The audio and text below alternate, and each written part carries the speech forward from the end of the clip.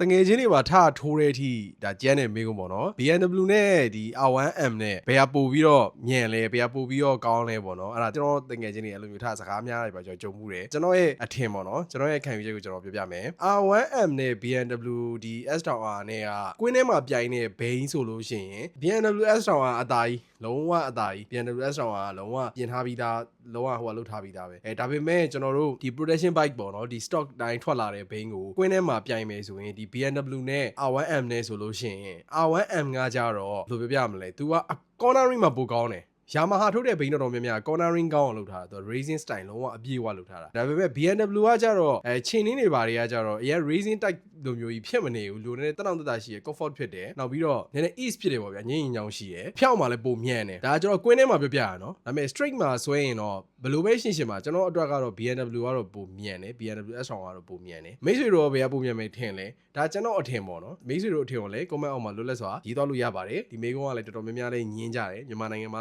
ညင်းကြတော့နိုင်ငံခြားမှာလည်းညင်းကြတယ်ပေါ့နော်ကျေးဇူးတင်ပါတယ်ကျွန်တော်ကိုဆိုင်လို့ခေါ်လို့ရပါတယ်